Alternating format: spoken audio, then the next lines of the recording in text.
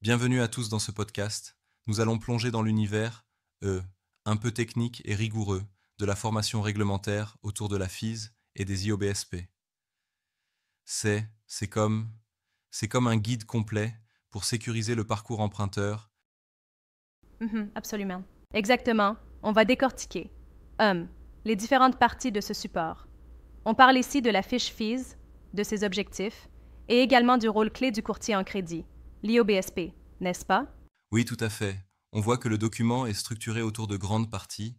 D'abord, il y a une introduction générale qui établit le contexte du marché français du crédit immobilier en 2025, avec des chiffres comme par exemple 13,1 milliards d'euros produits mensuellement et des taux moyens stabilisés. C'est impressionnant. Et ensuite, nous avons la description très détaillée du métier de l'IOBSP. On parle des statuts, COBSP, mandataire exclusif, non exclusif et MIOBSP, et de la notion fondamentale du principe du non-cumul. Qu'est-ce que tu penses de cette approche? C'est vraiment essentiel. La réglementation insiste sur le fait qu'une même personne ne peut cumuler ses statuts pour une même opération.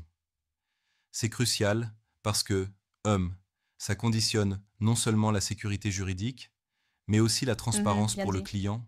Il y a aussi cette dimension économique et commerciale. Par exemple, le document souligne l'importance de l'indépendance du courtier, qui peut expliquer ses choix au client en s'appuyant sur une analyse normative complète. Tu as remarqué la partie sur la transformation de l'IOBSP d'un apporteur d'affaires à un véritable partenaire stratégique? Oui, c'est fascinant. Avant, c'était juste du simple placement parfois, mais maintenant, avec la réglementation renforcée et la directive européenne 2014-17, l'IOBSP doit devenir un conseiller de confiance et offrir un véritable accompagnement. C'est comme, c'est comme, un coach financier qui aide à transformer la complexité en une clarté assurée. Exactement.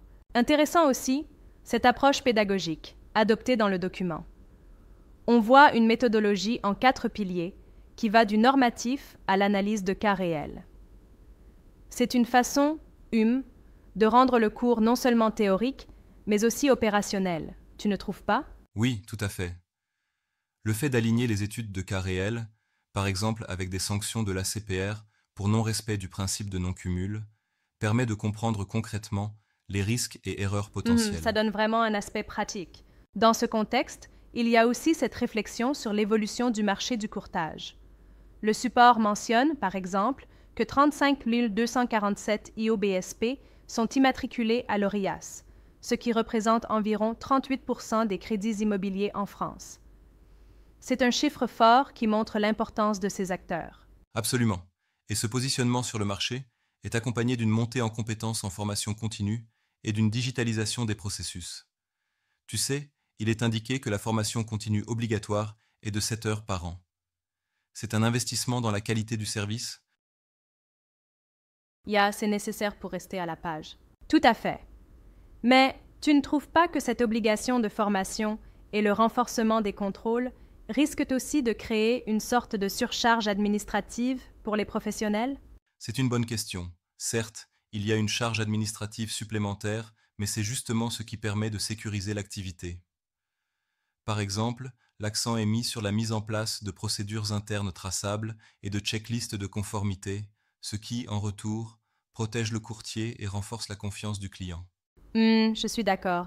Oui, vraiment. La FIS est conçue pour rendre les informations complexes, comme le TAEG, les garanties liées au crédit, et même l'impact des variations de taux, accessibles et comparables. Imagine, c'est comme un mode d'emploi clair pour les primo-accédants, qui se retrouveraient autrement noyés dans des chiffres techniques. Exactement. C'est une véritable bouffée d'air pour le consommateur. Parlons aussi des responsabilités liées à cette remise de la FIS. Le cours insiste sur le devoir de conseil, de mise en garde et de diligence qui incombent à l'IOBSP. En effet, une erreur sur l'information peut entraîner des sanctions lourdes, voire la déchéance du droit aux intérêts pour le client. Ça te semble être une pression en plus pour le professionnel? C'est indéniable, oui. La rigueur demandée est très forte. Par contre, c'est also ce qui permet de positionner l'IOBSP comme un expert hautement qualifié. La transparence et la rigueur réglementaire deviennent ainsi des arguments commerciaux majeurs. Pour résumé, c'est comme un badge d'honneur pour ceux qui maîtrisent leur métier. Intéressant. Et d'un autre côté, quelle est la réaction face à l'évolution technologique? On remarque dans le support que la digitalisation, des parcours clients et de la traçabilité des documents, pose de nouveaux défis, non? Exactement. La digitalisation transforme le quotidien. La preuve de remise des documents, la traçabilité du conseil et même la personnalisation des interactions. Il faut que l'IOBSP soit à la fois à l'aise avec les outils numériques et continue de mettre l'humain au centre de la relation. C'est un équilibre délicat. Mais là, il y a un point qui m'interpelle un peu. Certains pourraient dire qu'une digitalisation excessive risque de déshumaniser la relation avec le client. Qu'en penses-tu? C'est une critique pertinente. Il faut bien, intégrer la digitalisation sans perdre cette relation humaine qui est, au cœur du conseil de l'IOBSP.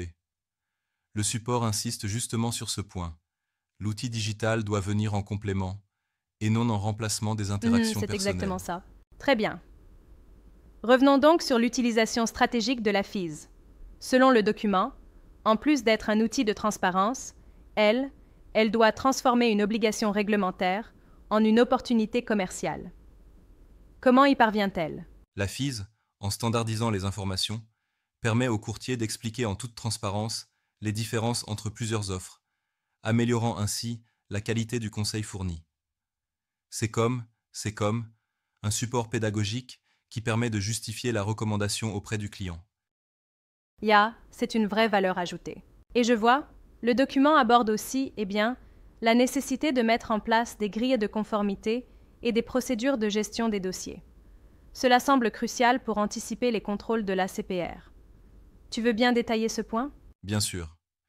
Les grilles de conformité servent à vérifier, à chaque étape du dossier, que toutes les obligations ont été remplies et que la remise de la FIS a bien été effectuée et tracée. Cela permet de se prémunir contre tout risque de sanction, comme les amendes qui peuvent être très lourdes. En somme, c'est un outil de prévention et d'assurance qualité. C'est clair.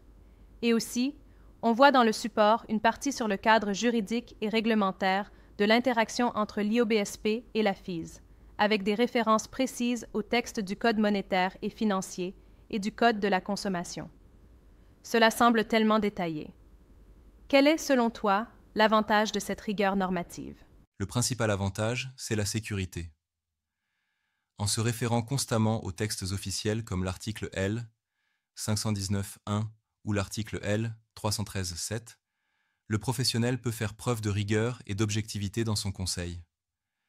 Cela renforce la crédibilité auprès du client et auprès des autorités de contrôle. C'est vrai. Cependant, certains pourraient arguer que cette surspécificité risque de rendre l'outil moins accessible aux praticiens moins spécialisés.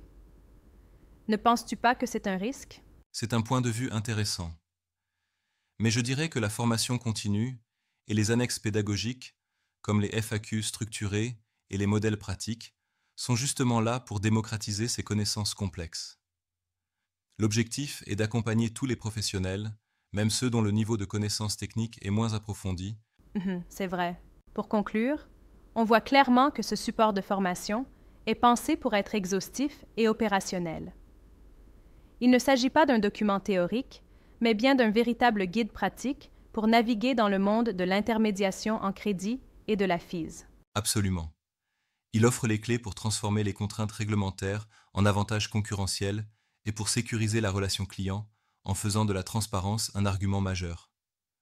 En résumé, il redéfinit le rôle du courtier en l'ancrant dans une démarche de conseil éclairée et responsable. Tout à fait. C'est vraiment une approche moderne, alliant technicité, rigueur juridique et relation client. Merci pour cette discussion détaillée. C'était à la fois un éclairage technique et très instructif. Merci à toi également. J'espère que ce tour d'horizon nous aidera à mieux comprendre comment transformer ces défis en opportunités dans le quotidien des professionnels. C'est exactement ça. Alors, à tous ceux qui nous écoutent, gardez en tête que la maîtrise de la FIS et des obligations réglementaires, c'est la clé d'un conseil sécurisé et d'un marché plus transparent. On se retrouve la prochaine fois pour explorer peut-être une autre facette de cette transformation réglementaire. Merci à tous Restez informés et surtout, restez rigoureux dans votre pratique. À bientôt.